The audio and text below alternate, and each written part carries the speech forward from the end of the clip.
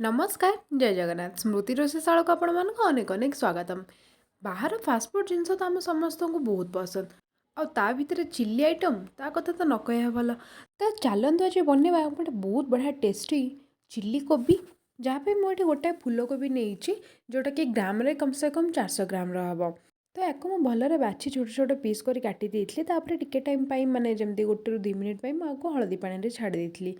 तापर टिके पानी गरम करी एथिरे टिके लुण देई याकू आमे 1 ରୁ 2 मिनिट जाके सिझेदेवा माने जमती 50% पाखापाखि सिझी जाइथिबो। एमिति हेले कौन हुए ना मो कोबीर जो कंचा स्मेल गोटे थे सी पलाए और फ्राए कला परे ना ता टेस्ट भी गोटे बहुत बढ़िया आसी था। हाँ चाहिए आप डायरेक्ट भी आपको फ्राए करें किंतु एमती हेले टिके टेस्ट बेसी भल लगी ये देखो आमर कोबीटा पूरा सिझिनी कि पूरा कंचा भी नहीं। तापर ताको छाणी देकी एठी मु 4 ରୁ 5 चमच नहीं कॉर्नफ्लोर पाउडर तापर टिके अदा रसुण पेस्ट नहीं स्वाद अनुसार टिके लुण ऐड करिछि आउ टिके गोलमरीच गुंड ऐड करिछि।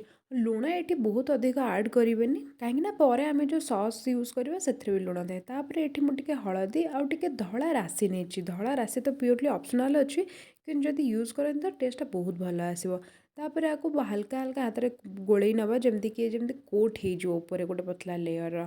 तापर ये कलर केवल मुझे काश्मीर लाल मिर्च यूज कर चाहिए आपको स्किप भी करें। तापर ताको गोलई देके आम 1 ରୁ 2 मिनिट पुणी आपको रेस्ट करने को छाड़देव जो थी कि आम भलसे बाइंडिंग हो सब। तापर मुझे रिफाइन तेल नहीं रिफाइन तेलर टेम्परेचर को स्टार्टिंग रू टिके हाई रखि थे और गोटा गोटा करके सब कोबी देवे लगे लगे पाखे देवे ना तो सबतक गोटे सांगे पूरा चिपकी कोबी सब पकई सारापर फ्लेमटा को मीडियम कर दिंतु जहाँफल से बाहर क्रिस्पी हम भितर सिझी भी जाइए। तापर कोबी को 1 ରୁ 2 मिनिट पर जो छाणी हो हम बाहर करने कोबी एमती भी आप खाईपारे एमती भी टेस्ट बहुत भल लगी था। तापर ये गोटे मसला नवा जो थे कि मुझे 7-8 गुला रसुण छोट छोट कर काटी नहीं 2-4टा लंका को मुझे चिरा मारी देती और 1 इंच पाखापाखि अदा को भी छोट छोट कर काटी नहीं 2टा मीडियम साइज पियाज आउ गोटे फाड़ कैप्सिकम आउ किछिटा स्प्रिंग अनियन को एमती काटी नहीं तापर जेकोसी कढ़ई रे रिफाइन तेल नियंतु कहीं रिफाइन तेल ही भल लगे। तापर आम काटिक रखि अदा को आउ रसुण को देदेबा आपको बेसी नहीं हल्का टिके यार स्मेल गला जाए आपको भाजी जमती कि 30 सेकेंड पाखापाखि। तापर ये काटिक रखिदेवा आम पियाज को देदेबा पियाज और कैप्सिकम के एमती टाइट सेप्रे ही काटिले माने चिल्ली बहुत सुंदर देखा जाए और यार टेस्ट भी बहुत भल लगी थाए।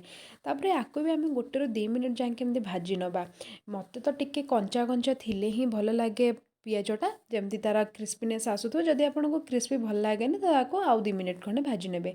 तापर ये चिरा होता मु लंका देदेली 1 मिनिट भाजी सारापर मुझे कैप्सिकम देदेली सेम जदि आपको क्रिस्पी न भल लगे ताहले आपको टिके अधिक टाइम भाजबे जदि आपको क्रिस्पी भल लगे ताहले टिके कम टाइम भाजबे आउ हाँ भाजला बेले बिल्कुल भी लुण ऐड करेंगे। तापर आम ये गोटे सॉस प्रस्तुत करें जो मुझे नहीं आम नॉर्मल जो स्पून खाती से स्पून ही 2 चम्मच नहीं मु चिल्ली सॉस आउ यहाँ नहीं मु 1 चम्मच पाखापाखि हॉट एंड स्वीट सॉस यार टेस्ट बहुत बढ़िया लगी है जदि थाए तो या ऐड करेंगे ना स्किप मारदेवे। तापर 1 चम्मच पाखापाखि मुझे टमाटो सॉस नहीं आपको सबूतक भलरे मिसईदेवा और हाँ सॉस्र रेसीओ निजर टेस्ट अनुसार आप कम बेसी करें। तापर आम पियाज और कैप्सिकम भलरे भाजी गलानी से 1/2 चम्मच पाखापाखि विनेगार देती तापर ये 1/2 चम्मच मु सोया सॉस देती भलरे पुणी भाजी नवा पाखापाखि 30 सेकेंड पर्यंत।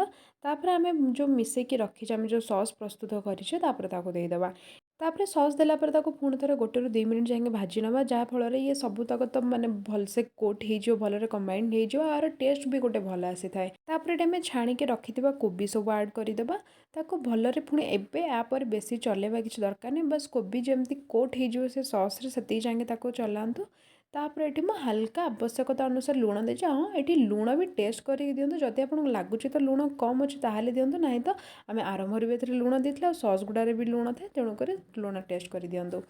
तापर मुझे 1 चम्मच कॉर्नफ्लोर को टिके पानी रे गोलेकी देती जदि क्या कॉर्नफ्लोर भी खाइबार नहीं से आराम से आपको स्किप करें और जमती आम सॉस रे लटपट करते सेमती को खाईपारती।